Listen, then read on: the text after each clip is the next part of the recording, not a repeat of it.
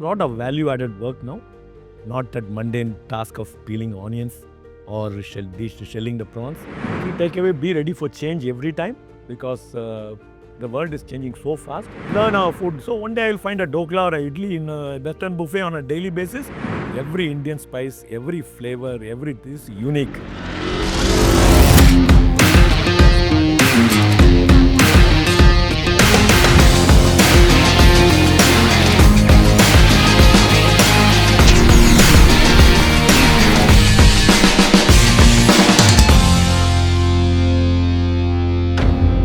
Welcome to Indusfood Elite, and I'm your host Ruchira Sharma. This is a series where we speak to leaders and pioneers from the global food diaspora.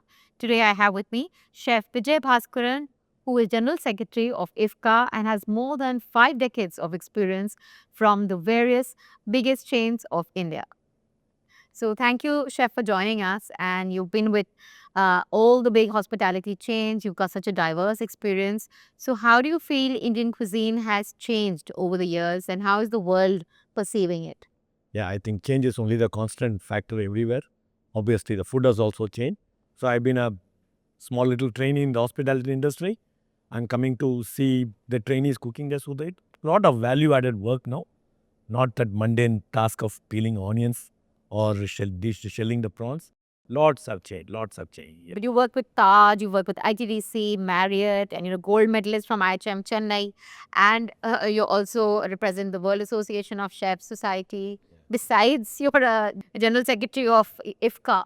So what is the sum of all your experiences? What is your key takeaway of Indian cuisine? Be ready for change every time because the world is changing so fast. Of course, the food scene will also change. Social media is big thing.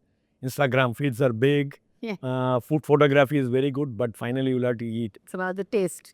And you'll have to savor the food. That's, I think. Okay, but how do you see IFCA's role, in shaping Indian culinary talent, taking it to the world, and maybe strengthening India's voice in global food conversations? So we are also changing. So earlier we used to do a lot of events, and then now we realize that the big players and the influential players are there in shows like this in India's food. Yeah. So that's why we brought in all the chefs here to come and see what's new. And what are the Indian cuisine? Yeah, what are the new value additions? How you can make it, how you can prepare food easily, at the same time tastier and more palatable. So that's what we do. Sure, but Indian cuisine is very, diverse, very rich. So from your experience, where do you see the biggest opportunities in the next 5 years? So it's again, see, we can go back 5 years back and see that did we predict what we were planning for today?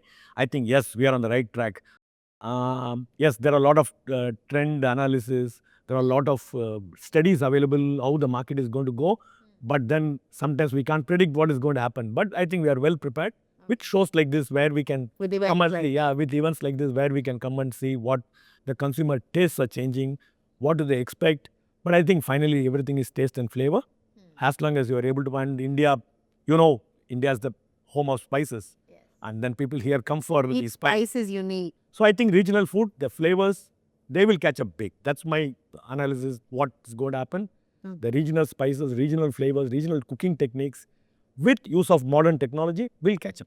But recently you all trained more than 20 chefs from, 20 different countries. So how are chefs adapting their menus to cater to the current taste or the current generation? The new age. Yeah, so we brought in chefs from other countries to savor the Indian food. We did a small little workshop.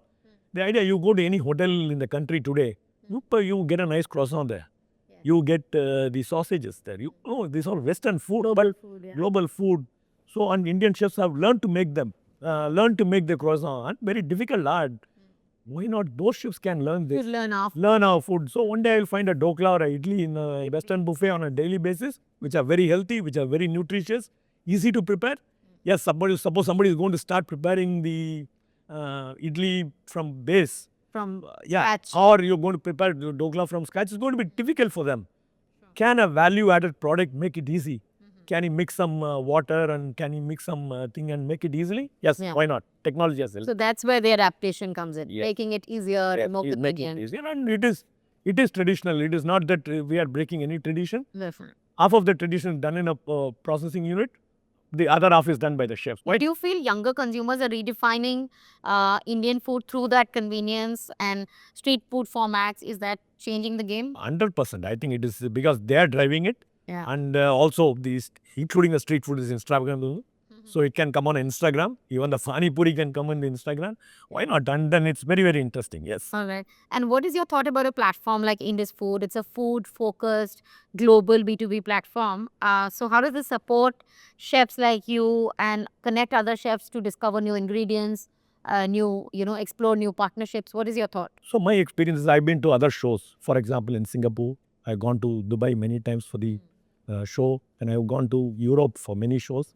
Indusfood should be proud of what they're doing. Really, really great. And the scale is amazing. Scale is amazing. Scale is amazing. The organization is amazing. Not that just I'm here, I'm speaking good words about it. But that's why I said I've been there. So it's amazing.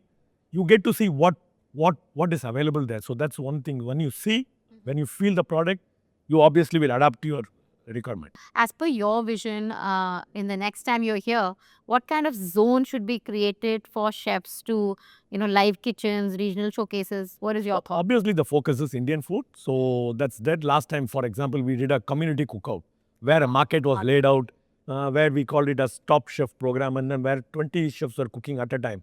This time, 20 chefs are cooked in different time zones. So the audience can get 20. So we'll curate the program in such a way that it appeals. But the spirit remains that we will use the Indian ingredients and Indian food. So we'll evolve and we'll find a way out. Yes, the aspiration is to do a competition. We are working closely with that. So probably we'll start in the next edition a small level of competition where I like the idea of Chef Vijay Michael because he was also talking to me about the same thing.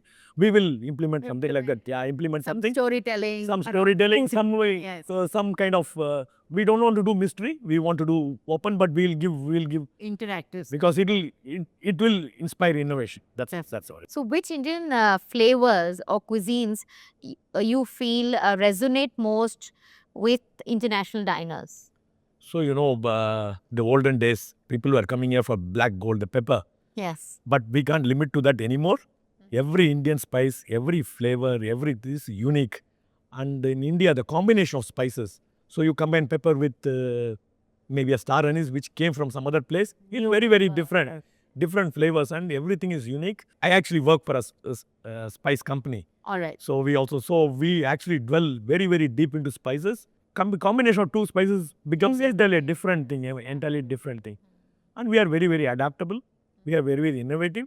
I think, yes, I can't. So which is your favorite dish? No, I don't have any favorite dish. It's a common answer you might, this thing. Every day there's a new favorite. So that's the way. Current favorite is? Today I will let me go and discover. But I always love the black pepper. Okay. And the curry leaf. These two combined, they very good. And then I also do in little innovation when we do some ginger along with this. You add one ingredient, Ginger, become different. garlic, star anise. Part per. So it. But what is your favorite dish? Any particular dish that you like or any particular cuisine? See, I studied in a boarding school, so I always try to do that fish cutlet which my mess cooks used to do. I'm trying to replicate it. Let me figure it out. Yes, but food is about emotions and memories, so that's beautiful. But tell me about, when you see younger consumers, they want conveniences like we were discussing earlier. So what are the new conveniences that you guys are bringing in from your experiences to make it more easier? So how do we make Indian food and Indian flavors more convenient? Because I go to hill stations in India. You see the noodle shops there? Yes. The very, very Maggi noodle shop. I'm amazed. I said... somehow it tastes better in the hills. Yeah, so you cook in 2 minutes at home and then somebody is selling it there. I'm okay with that. I'm okay. But I also see restaurants serving those nowadays. How can we take Indian food there? That's the thought I'm having. That's the thought I'm having. But it's really, really amazing that how consumer tastes have changed. You can cook in 2 minutes, but you still go to the shop and buy those things which can be made in 2 minutes. All right. Great. Thank you so much. Thank you. Looking forward to more insight from you.